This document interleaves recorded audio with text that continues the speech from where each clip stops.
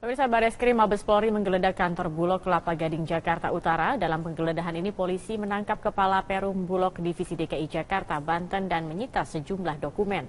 Dalam penggeledahan ini, penyidik menangkap Kepala Bulog Regional DKI Jakarta, Agus Dwi Irianto, terkait dengan kasus beras cadangan pemerintah untuk operasi pasar.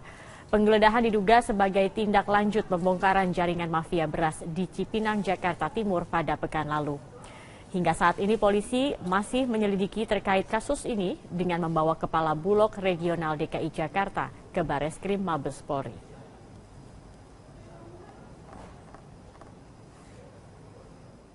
Kepolisian Daerah Metro Jaya hari ini kembali melakukan operasi tangkap tangan di pelayanan SIM keliling. OTT tersebut digelar di 6 pelayanan SIM keliling di Jakarta. Informasi selengkapnya akan disampaikan oleh Eva Wondo langsung dari Polda Metro Jaya di Jakarta. Eva, di mana saja dan berapa orang pelaku yang ditangkap dalam operasi tangkap tangan hari ini? Wahyu, ada 3 pelaku yang ditangkap dalam operasi tangkap tangan yang dilakukan oleh Propam Polda Metro Jaya pada Rabu kemarin. Nah, 3 pelaku ini yaitu Brigadir TM, kemudian Aibtu Y, dan juga Bribda RS. Ketiganya ditangkap di 3 lokasi yang berbeda dari total 6 lokasi digelarnya operasi tangkap tangan yang dilakukan oleh Propam Polda Metro Jaya. Untuk Brigadir TM ini ditangkap di mobil pelayanan SIM keliling kawasan Glodok, Jakarta Barat.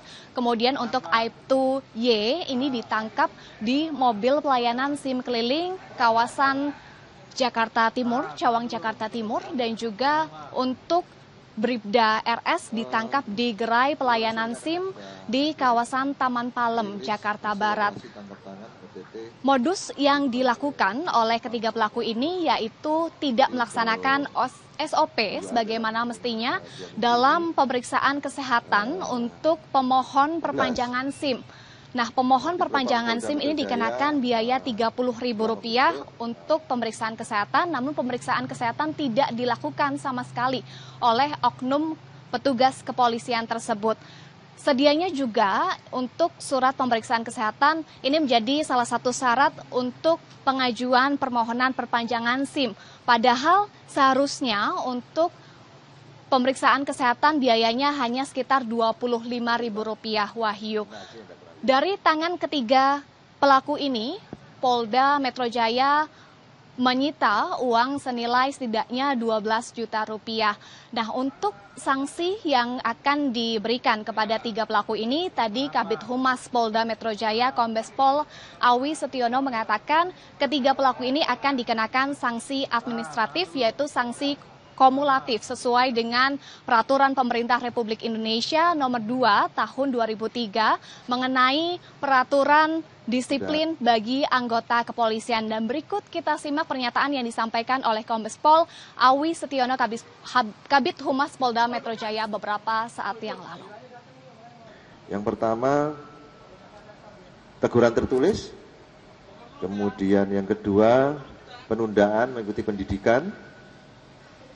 Yang ketiga, penundaan kenaikan gaji berkala. Kemudian yang keempat, penundaan kenaikan pangkat. Yang kelima, mutasi yang bersifat demosi. Yang keenam, pembebasan dari jabatan. Kemudian yang ketujuh, penempatan pada tempat khusus paling lama 21 hari. Tadi Kabid Humas Polda Metro Jaya, Kombes Pol Awi Setiono juga menyatakan bahwa operasi tangkap tangan yang dilakukan oleh Polda Metro Jaya ini menindaklanjuti perintah Presiden Joko Widodo untuk memberantas pungli di pelayanan publik. Sebelumnya juga Kapolri Jenderal Tito Karnavian menegaskan akan memberantas pungli dari tingkat internal kepolisian dan akan memberikan sanksi tegas bagi seluruh pelaku atau oknum kepolisian yang melakukan pungli. Wahyu, kembali ke Anda di studio. Eva Wondo melaporkan langsung dari Polda Metro Jaya. Hari ini Satgas Operasi Pemberantasan Pungli di bawah Koordinator Menko Polhukam menggelar rapat perdana membahas teknis pelaksanaan upaya pemberantasan pungli. Untuk informasi selengkapnya, Rosalin Asmarantika akan melaporkannya langsung dari gedung Kemenko Polhukam Jakarta. Rosalin, siapa saja yang dilibatkan dalam rapat Satgas Pemberantasan Pungli pada hari ini?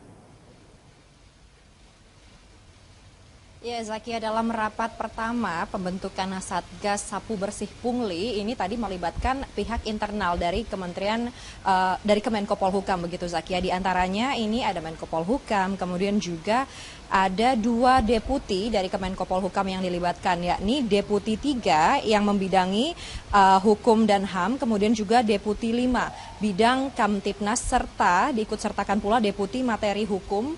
Dan tadi kami juga melihat selain pihak internal atau para deputi dan juga Menteri Koordinator Bidang Politik, Hukum, dan Keamanan yang turut serta di dalam rapat internal pembentukan Satgas Sapu Bersih Pungli ini, juga ada perwakilan dari kantor staf kepresidenan, Zakia.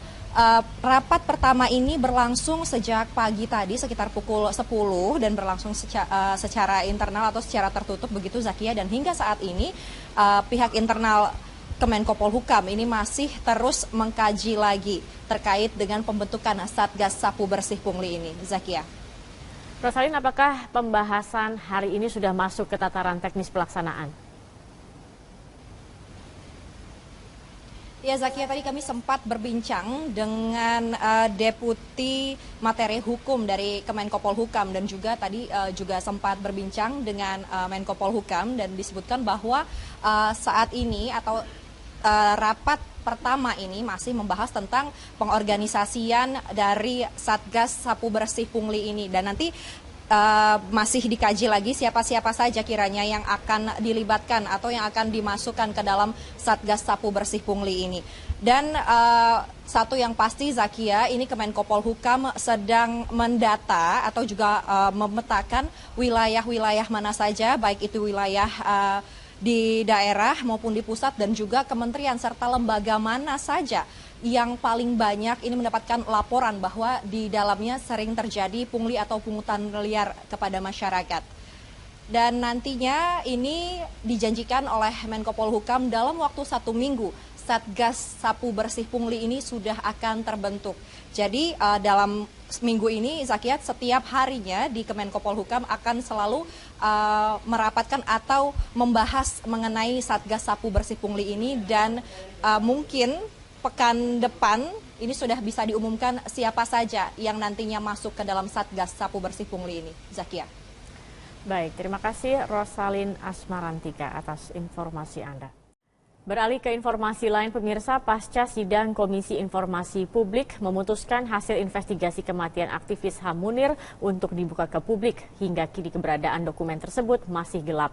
Presiden Joko Widodo meminta Jaksa Agung segera menelusuri keberadaan dokumen yang memuat laporan akhir investigasi tim pencari fakta atas kasus kematian Munir. 12 tahun sudah kasus pembunuhan pejuang hak asasi manusia Munir Said Thalib terjadi. Namun hingga kini, laporan hasil investigasi tim pencari fakta mengenai kasus kematian yang tidak pernah dibeberkan ke publik. Selama bertahun-tahun, istri Munir, Suciwati, dan LSM Kontras terus mengupayakan agar kasus ini diungkap. 10 Oktober, sidang Komisi Informasi Publik akhirnya memutuskan mengabulkan permohonan Suciwati dan LSM Kontras agar pemerintah membuka hasil investigasi kematian Munir ke publik. Namun pihak Kementerian Sekretaris Negara mengaku tidak memiliki dokumen hasil investigasi yang telah diserahkan tim pencari fakta ke Presiden Susilo Bambang Yudhoyono pada 2005. Meski demikian, Presiden Joko Widodo tetap berkomitmen mendukung pengungkapan hasil investigasi kematian Munir. Menurut staf khusus bidang komunikasi Presiden Johan Budi, Presiden telah meminta Jaksa Agung menelusuri di mana dokumen TPF tersebut berada. Presiden juga ingin Jaksa Agung menyelidiki kembali jika ada bukti baru yang tersisa dari misteri kematian Munir. Presiden menyampaikan bahwa telah memerintahkan Jaksa Agung untuk yang pertama menelusuri keberadaan TPF itu, hasil TPF itu. Yang kedua, setelah ditelusuri sejauh mana penyelesaian dari kasus Pak almarhum Munir itu sudah dilakukan di era kepemimpinan yang terdahulu ya. Sampai di mana itunya? Itu perintah yang disampaikan oleh Presiden kepada Jaksa Agung sehingga nanti bisa telusuri lebih lanjut apakah ada novum baru atau bukti baru yang kemudian bisa ditindaklanjuti. Menindaklanjuti perintah Presiden, Kapus Penkum Kejaksaan Agung menyatakan akan menelusuri keberadaan dokumen laporan akhir TPF. Ya kita akan mencarilah, karena kita diperintahkan untuk mencari, kita akan melaksanakan perintah itu untuk mencari. Nah strategi mencarinya nanti ya belum kita ini kan, pokoknya kita akan cari itu. Mantan Sekretaris Tim Pencari Fakta kasus kematian Munir Usman Hamid berpendapat pemerintah bisa memperoleh salinan dokumen dari masing-masing anggota tim. Tentu bisa dimintakan bantuan sehingga lebih terlihat kredibel karena itu datang dari pejabat pemerintah sendiri gitu. Tentu saja pemerintah juga dapat memanggil ketua atau mengundang ketua tim pencari fakta saat itu, Brigjen Marsudi, mungkin sekarang sudah purnawirawan gitu. Dan saya percaya beliau pasti menyambut positif undangan itu untuk menjelaskan segala.